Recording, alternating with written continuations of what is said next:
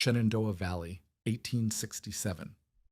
While his neighbors raced to complete standard fireplaces before winter, former Confederate blacksmith Jeremiah Holt was still digging, excavating a massive 2-foot deep pit beneath his firebox.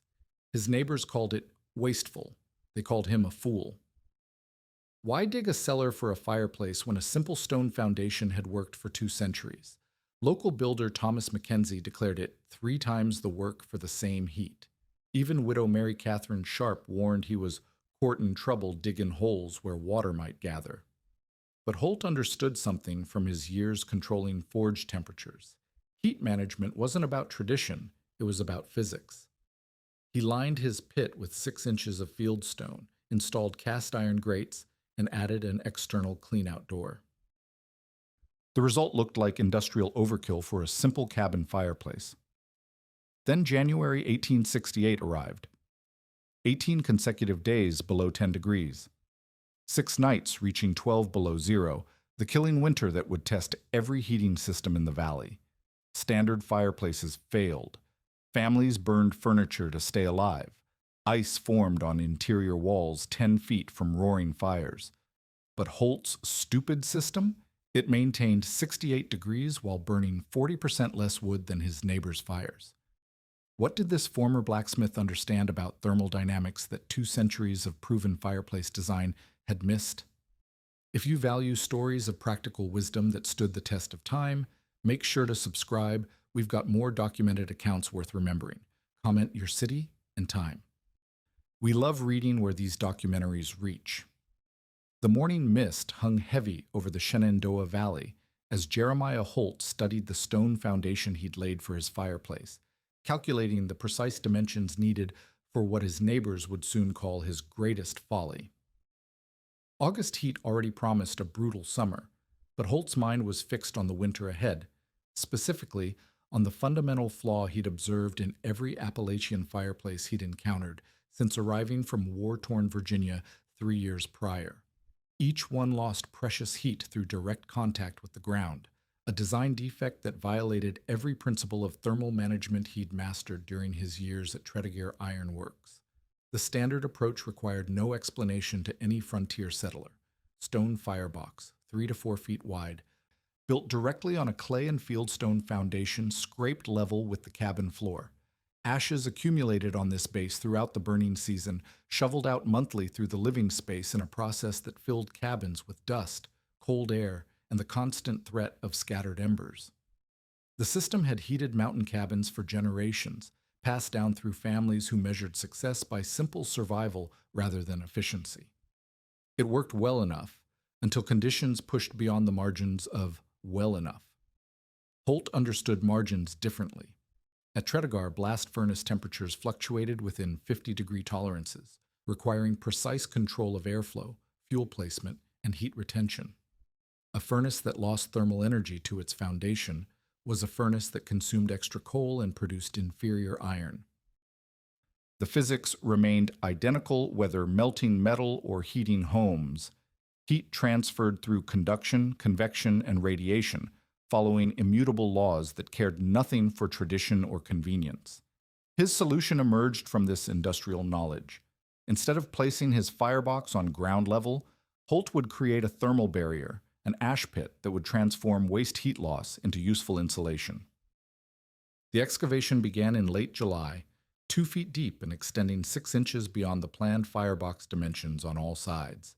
Neighbors watched with growing bewilderment as Holt carved what appeared to be a root cellar beneath his future fireplace, wondering aloud why anyone would dig a hole where water might collect and freeze. Thomas Mackenzie, the valley's most experienced builder, Porters stopped by regularly to observe the project with mounting skepticism. Mackenzie had constructed 47 fireplaces across 3 counties, each one following proven specifications that prioritize speed, simplicity, and material economy. His fireboxes took 4 days to complete from foundation to chimney cap. Holt's excavation alone consumed a full week, followed by another week lining the pit walls with carefully fitted fieldstone, work that Mackenzie considered elaborate to the point of foolishness.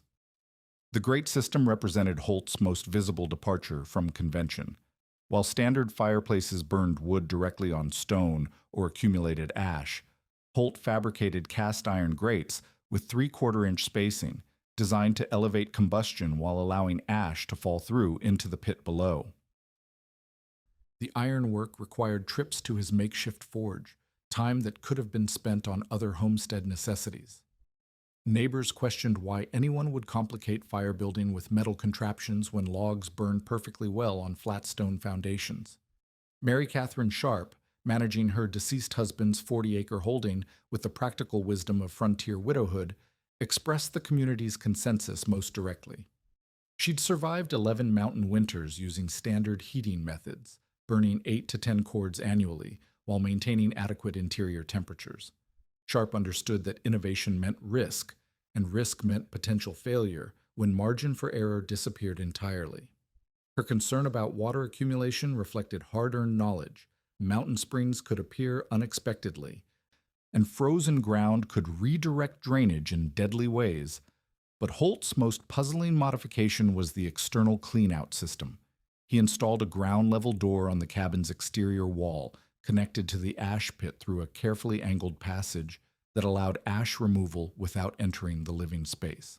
The door required additional stonework, weather sealing, and hardware fabrication, complexity that seemed to solve a problem most settlers handled adequately with shovel and bucket. Why eliminate a monthly chore that took an hour at most, especially when the solution demanded weeks of extra construction time? The answer lay in Holt's understanding of thermal dynamics.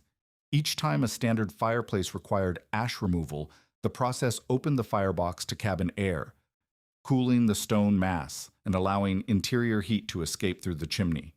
Cold outside air rushed in to replace the warm air being lost, creating a net heat loss that required additional fuel to overcome. More significantly, ashes shoveled through living spaces brought outdoor temperatures directly into heated interiors, forcing families to rebuild thermal comfort from scratch after each cleaning. Holt's external system eliminated these losses entirely.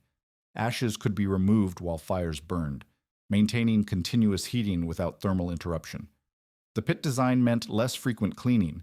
Accumulated ash would serve as insulation rather than obstruction, improving efficiency instead of reducing it.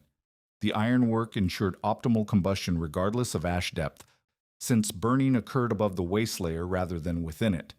By September's end, Holt's fireplace stood complete, a massive, complex structure that had consumed 3 times the labor of conventional designs. The stone firebox rose from its insulated pit like a fortress, supported by thermal engineering principles that most neighbors couldn't comprehend. Mackenzie calculated the additional cost in materials and time, concluding that Holt had spent $40 and 6 weeks to achieve the same basic function that $20 and 2 weeks provided through standard construction. The community judgment seemed clear and reasonable. Frontier life demanded efficiency of effort, conservation of resources, and reliance on proven methods. Holt's fireplace violated all 3 principles, representing the kind of over-engineering that marked inexperienced settlers who hadn't yet learned the harsh mathematics of mountain survival. Winter would reveal whether industrial knowledge could improve on generations of practical wisdom, or whether the blacksmith had simply built an expensive monument to his own stubbornness. The 5 families within 2 miles of Holt's homestead had built their fireplaces according to specifications refined through 2 centuries of Appalachian settlement. Each design followed the same fundamental pattern, a stone firebox 3 to 5 feet wide, constructed directly on clay and fieldstone foundations that transferred structural loads efficiently to the ground below. The system represented accumulated wisdom passed down through generations of successful mountain families, proven reliable across thousands of cabins from the Cumberland Gap to the Blue Ridge Peaks. Mary Catherine Sharp's fireplace embodied this traditional approach perfectly. Her 4-foot fieldstone firebox sat on a carefully leveled clay base, chinked with mountain mud and lined with fire-resistant sandstone quarried from the ridge behind her cabin. The construction had required 4 days of steady work the previous summer, consuming 12 wheelbarrow loads of stone and a single cord of wood for the curing fires that dried the clay mortar. Sharp burned 8 to 10 cords annually through this system, a consumption rate that matched her late husband's calculations from 11 previous winters. Thomas Mackenzie had built his family fireplace to larger specifications. A 5-foot opening designed to heat their expanded cabin and accommodate the cooking requirements of 6 children.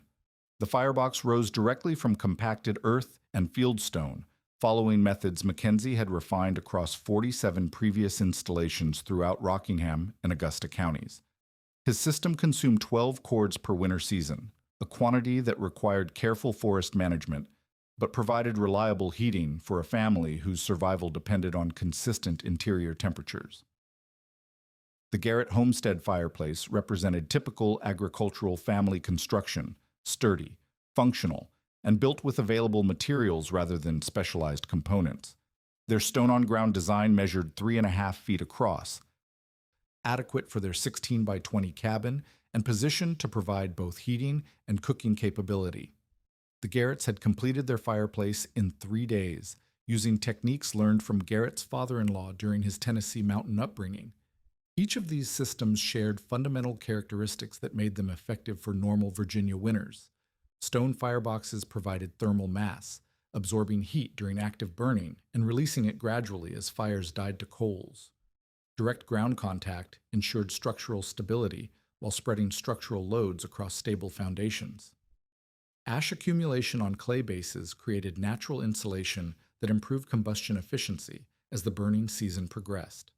The designs prioritized simplicity, using readily available materials and construction techniques that any reasonably skilled homesteader could master. October brought the first serious test of heating systems as nighttime temperatures dropped into the 30s. Sharp's fireplace performed exactly as expected, requiring 3 to 4 split oak logs for evening fires that maintained comfortable interior temperatures through dawn. Mackenzie's larger system consumed slightly more fuel but heated his expanded space adequately.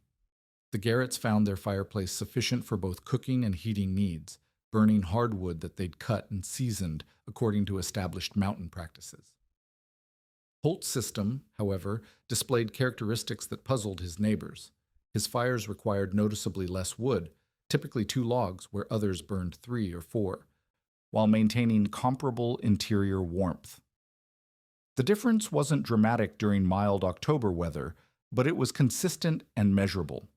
Mackenzie attributed this efficiency to new fireplace effect, claiming that all stone fireplaces perform better before their masonry, fully seasoned, and develop the thermal characteristics of mature installations. The technical reality involved physics that most frontier settlers didn't recognize.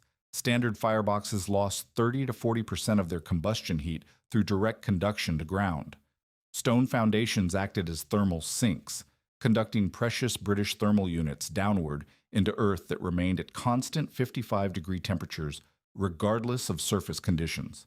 This heat loss increased dramatically as ground temperatures dropped, creating a thermal drain that required additional fuel to overcome. Holt's ash pit eliminated this primary heat loss mechanism. Instead of conducting thermal energy downward, his system retained heat within the accumulated ash layer that gradually filled the excavated space. 6 inches of wood ash provided insulation equivalent to wool blanket, preventing heat transfer while allowing combustion gases to flow normally. The cast iron grate system ensured optimal airflow regardless of ash depth, maintaining efficient combustion throughout the heating season. More significantly, Holt's external cleanout system allowed ash removal without disturbing active fires or introducing cold air into heated spaces.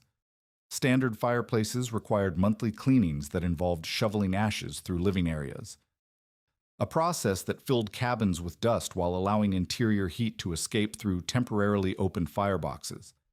Each cleaning episode forced families to rebuild thermal comfort from near zero temperatures, requiring additional fuel and time to restore acceptable interior conditions. By November, temperature differences became more apparent.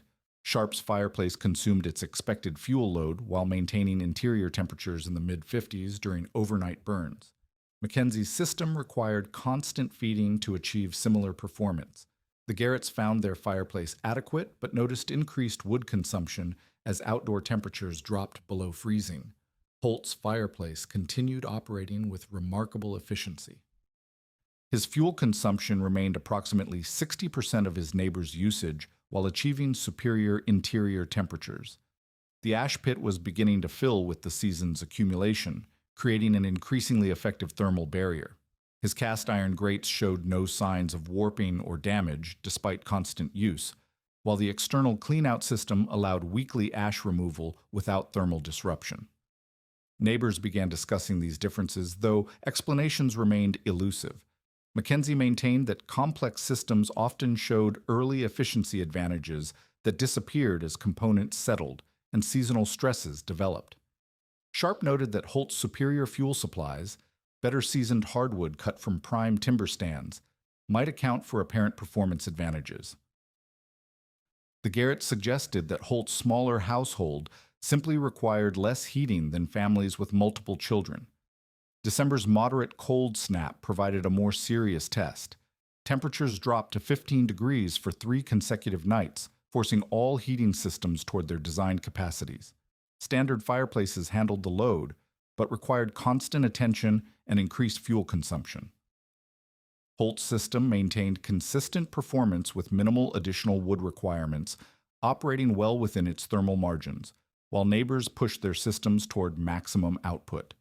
The community remained convinced that traditional methods would prove superior over full winter seasons.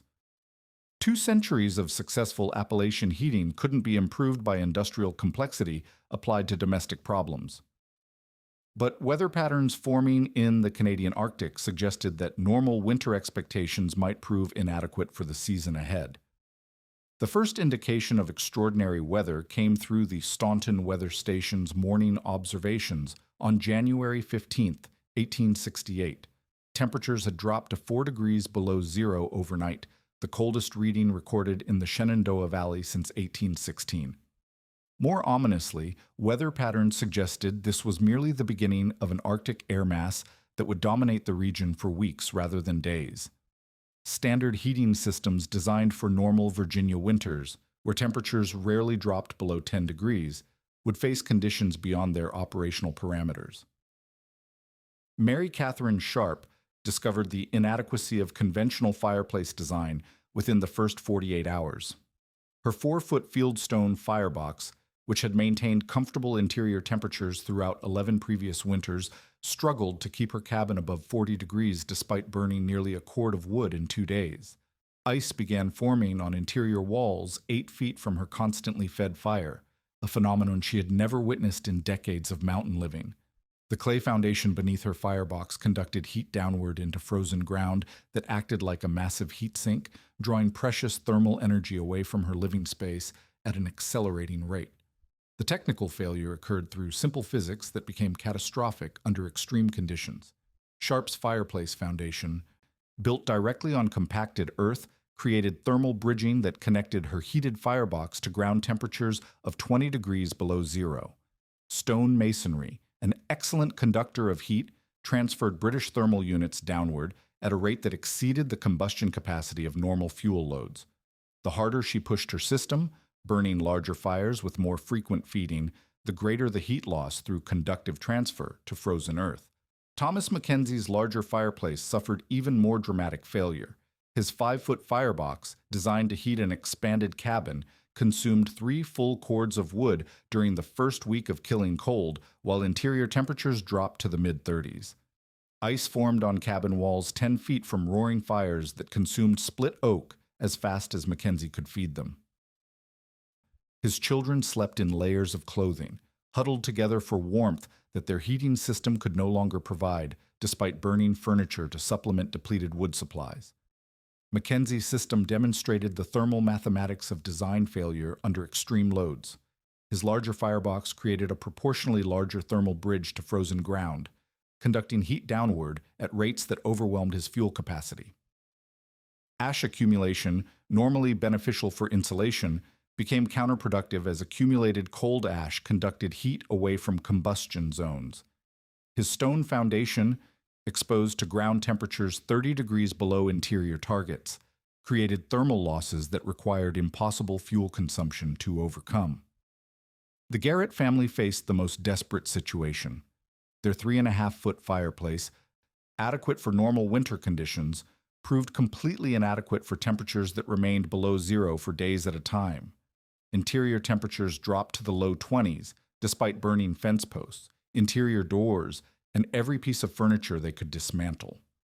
By January 22nd, the Garretts had abandoned their homestead entirely, moving in with relatives whose heating systems had also failed, but whose larger families provided shared body heat for survival. Garrett's abandonment illustrated the deadly progression of heating system failure. His stone-on-ground foundation conducted heat at rates that exceeded his fuel supplies and physical capacity to feed fires continuously. Ice formation on interior surfaces created additional heat sinks that accelerated thermal loss through radiation and evaporation. The cabin became uninhabitable not through structural failure but through simple thermodynamics. Heat loss exceeded heat production by margins that no amount of additional fuel could overcome. Throughout this regional heating crisis, Jeremiah Holt's fireplace operated with remarkable stability. Interior temperatures in his cabin remained between 65 and 70 degrees, while consuming approximately 40% less wood than his neighbors' failed systems. His ash pit had filled with nearly 8 inches of accumulated ash over the winter months, creating thermal insulation that prevented ground heat loss even as earth temperatures dropped to record lows. The cast iron grate system maintained optimal combustion regardless of ash depth, ensuring complete fuel utilization when efficiency mattered most. Holt's success demonstrated the critical importance of thermal barrier design under extreme conditions. His excavated pit filled with insulating ash created a thermal break that prevented conductive heat loss to frozen ground. Where neighbors' fireplaces lost 30 to 40% of combustion heat through stone foundations, Holt's system retained virtually all thermal energy within his living space. The physics worked exactly as his forge experience had predicted. Controlled thermal barriers prevented heat loss while maintaining optimal combustion conditions.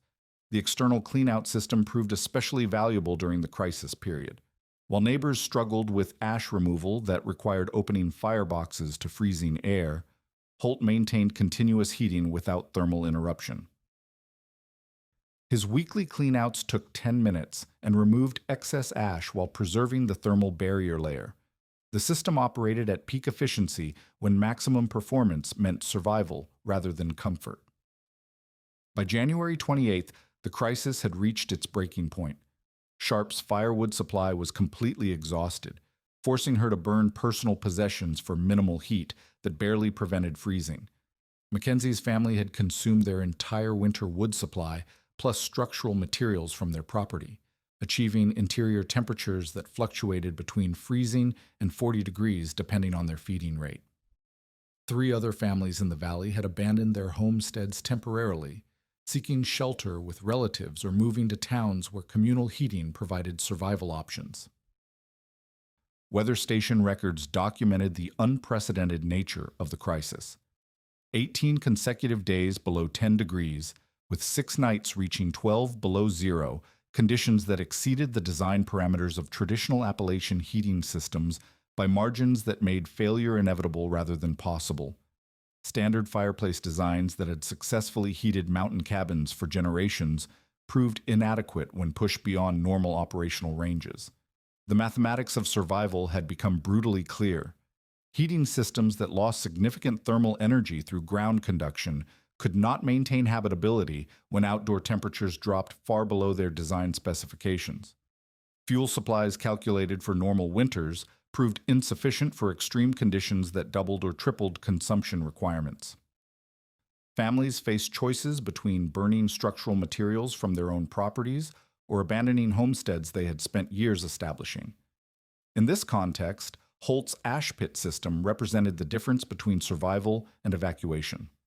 His understanding of thermal dynamics applied to domestic heating through industrial knowledge had created a system capable of maintaining habitability when traditional methods failed catastrophically.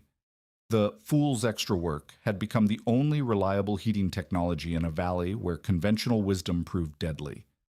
Mary Catherine Sharp's pride had sustained her through 11 years of widowhood, but pride provided no warmth when interior temperatures dropped below freezing despite her last furniture burning in the fireplace. On February 2nd, with ice coating her cabin walls and no fuel remaining except structural timbers she couldn't safely remove, Sharp swallowed her skepticism and walked through knee-deep snow to Jeremiah Holt's door. Her request for temporary shelter marked the first admission that traditional heating methods had failed completely, opening a refuge that would become an education in thermal engineering principles. The contrast struck Sharp immediately upon entering Holt's cabin. After weeks of huddling within arm's reach of inadequate fires, she found herself in a space where warmth extended to every corner. Children could play on floors that remained comfortable to bare feet.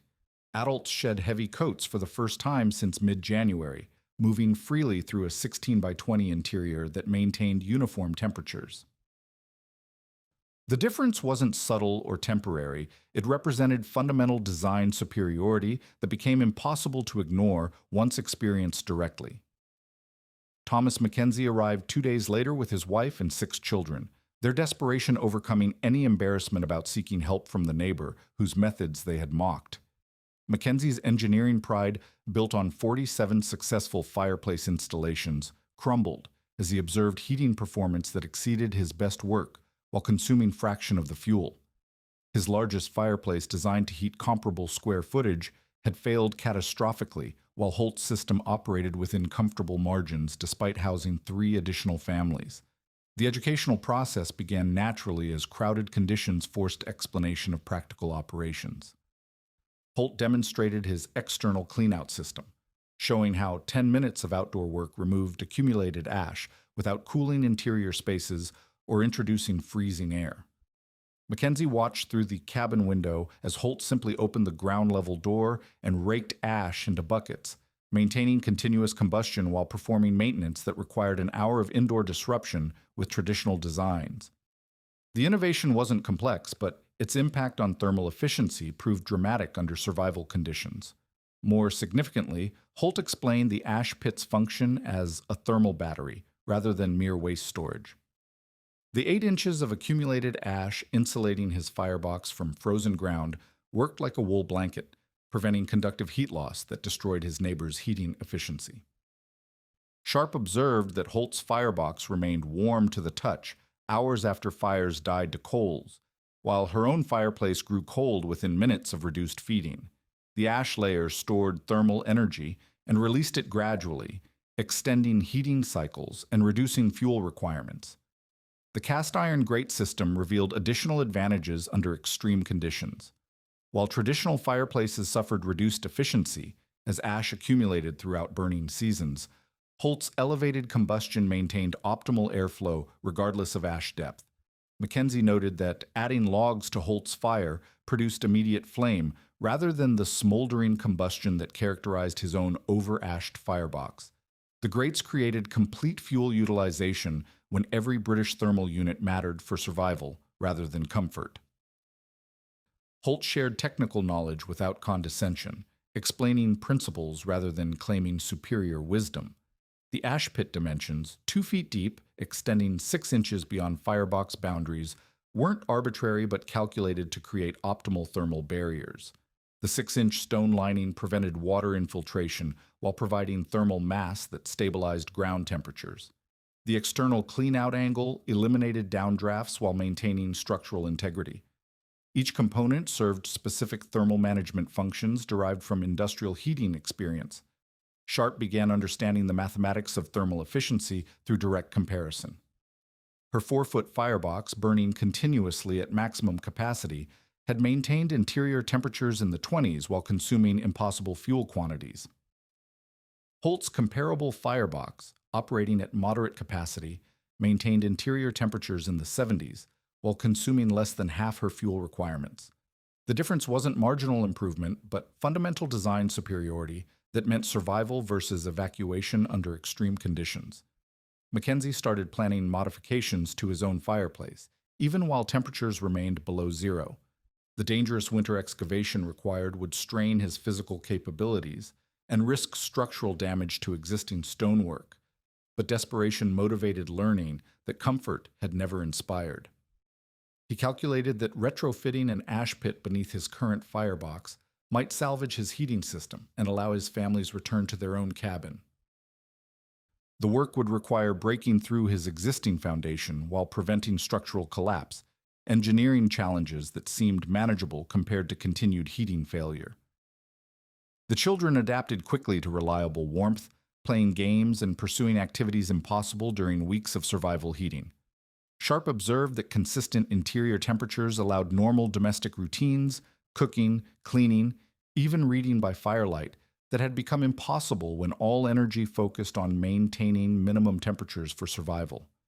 The psychological benefits of thermal security proved as significant as the physical advantages of adequate heating. By February's third week, word of Holt's successful heating system had spread throughout the valley. Neighbors who had initially dismissed his innovations now sought detailed explanations of ash pit construction, grate fabrication, and external cleanout installation. The community's mockery transformed into desperate interest as families recognized that their traditional heating methods had proved inadequate for survival conditions that might recur in future winters. The technical demonstrations convinced skeptics through measurable results rather than theoretical arguments. Holt's fireplace consumed 1 2/10 cords of wood during the crisis period while maintaining average interior temperatures of 67 degrees. Sharp's failed system had consumed 2 8/10 cords while achieving average interior temperatures of 43 degrees. Mackenzie's larger fireplace consumed 3 1/10 cords for average interior temperatures of 38 degrees. The efficiency differences weren't debatable. They were documented through careful measurement during life-threatening conditions. As February's killing cold finally began moderating, families prepared to return to their own cabins with new understanding of heating system requirements. Standard fireplaces that had seemed adequate for frontier life proved dangerously insufficient when weather exceeded normal parameters. Holt's thermal engineering, initially dismissed as unnecessary complexity, had demonstrated the difference between comfort heating and survival heating when conditions demanded maximum performance from domestic technology. The Refuge period ended with practical commitments to modification, rather than theoretical acceptance of superior methods. Mackenzie planned immediate ash pit excavation. Sharp arranged for cast iron grate fabrication through local blacksmiths. Other neighbors began calculating the labor and materials required to retrofit their failed heating systems with thermal management components that had proved essential under extreme conditions. The Mockery had transformed into imitation, driven by survival requirements that made heating efficiency a matter of life rather than mere convenience. Thomas Mackenzie began excavating beneath his existing fireplace on March 15, 1868, using techniques that would have seemed impossible before witnessing Holt's system during the crisis winter. The dangerous retrofit required removing stones from his foundation while supporting the firebox structure with temporary bracing, then digging a precise 2-foot-deep cavity that extended 6 inches beyond his original footprint on all sides. Mackenzie's expertise in stone masonry proved essential as he carefully dismantled and rebuilt sections of his foundation, creating the thermal barrier that had saved Holt's family when conventional heating failed. Mary Catherine Sharp commissioned cast iron grates from the local blacksmith shop in Harrisonburg, providing specifications that Holt had shared during their February refuge. The ironwork required precise 3/4-inch spacing to allow ash fall through while supporting split logs during combustion. Sharp's grates measured 4 feet by 2.5 feet, custom fabricated to fit her existing firebox dimensions while elevating combustion above the ash pit she planned to excavate that summer. The cost represented a significant investment for a widow managing limited resources, but the alternative, potential evacuation during future extreme weather, justified the expense. By summer's end, 4 neighboring families had completed ash pit modifications to their heating systems. The Garrett family, who had abandoned their cabin during the crisis, returned to excavate and rebuild their fireplace foundation using Holt's thermal management principles. Their new system incorporated an 8-inch stone lining at the pit bottom, external cleanout access, and cast iron grates that elevated combustion while maintaining optimal airflow. The modification transformed their previously inadequate heating system into one capable of maintaining habitability during extreme conditions. Word of the Holt fireplace spread through established communication networks that connected mountain communities across the Shenandoah region. Blacksmiths in Staunton, Waynesboro, and Lexington began fabricating standardized grate systems based on specifications that traveling craftsmen carried between settlements. The innovation moved along trade routes and family connections, transmitted through the practical communication systems that shared survival knowledge throughout frontier communities. Local builders started incorporating ash pit design into new construction, recognizing that thermal efficiency could mean the difference between successful homesteading and seasonal evacuation. The Winchester Republican documented the innovation spread in its March 18, 69 edition, reporting that the improved fireplace design pioneered by Mr. J. Holt of Rockingham has proven so superior in heating efficiency that several local builders now recommend the ash pit modification for all new construction. The newspaper article marked formal recognition of what had begun as one man's stupid over-engineering project, elevating the innovation from local curiosity to regional best practice through measured results rather than theoretical claims.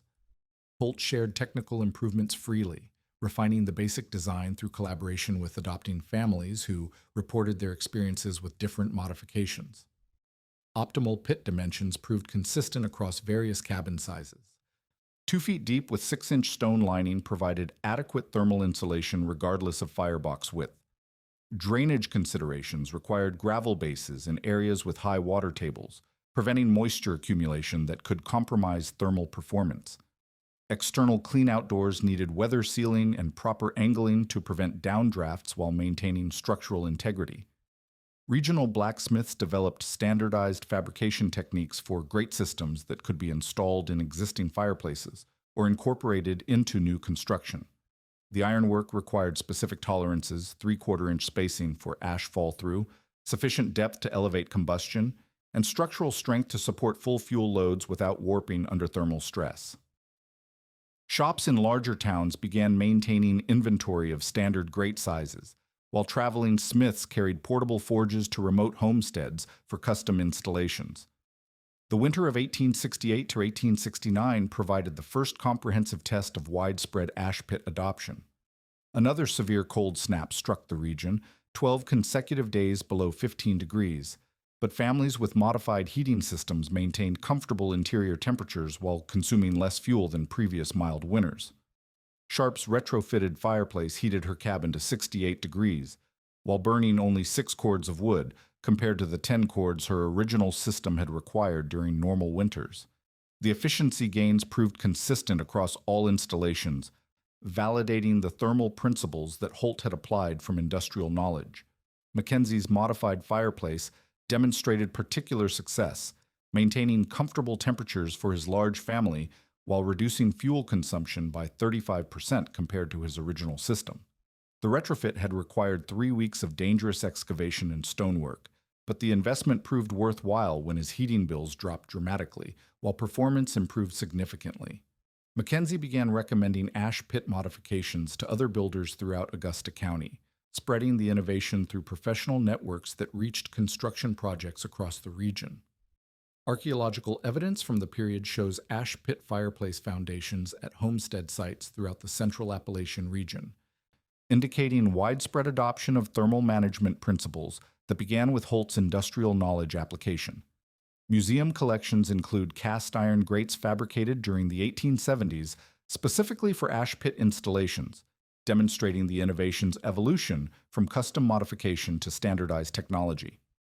Colonial Williamsburg's Living History program demonstrates ash pit fireplace operation, showing modern visitors the efficiency advantages that convinced frontier families to abandon traditional heating methods. The broader impact extended beyond individual heating improvements to influence regional building practices and survival knowledge. Frontier families who had previously accepted heating inadequacy as inevitable learned that thermal engineering could solve domestic problems through applied physics rather than increased fuel consumption. The innovation represented a shift from subsistence thinking, making do with available resources, to engineering thinking that optimized system performance through design improvement rather than resource increase. Modern heating engineers recognized that Holt's ash pit system incorporated sophisticated thermodynamics principles that remained valid across technological transitions. The thermal barrier concept prevented conductive ground loss. The elevated combustion maintained optimal airflow, and the thermal mass effect stored and gradually released heat energy. Contemporary wood stove design incorporates similar principles: thermal barriers, controlled combustion airflow, and heat retention systems that achieve efficiency gains through physics rather than fuel quality improvements. Jeremiah Holt never sought patents or profits from his innovation's widespread adoption. His motivation remained focused on survival rather than commerce. Having witnessed too many deaths from inadequate preparation during wartime, he refused to let poor heating design cause peacetime casualties when better solutions existed. The ash pit system spread through practical demonstration rather than marketing, adopted by families who observed measurable performance advantages during conditions where heating efficiency meant survival rather than comfort. The innovation's legacy persists in modern archaeological records, museum demonstrations, and historical documentation that recognizes practical engineering solutions developed through individual innovation rather than institutional research. Holt's thermal management principles proved that frontier survival often required engineering thinking applied to domestic problems, demonstrating that effective innovation emerged from understanding fundamental principles rather than following traditional practices that had never been tested under extreme conditions.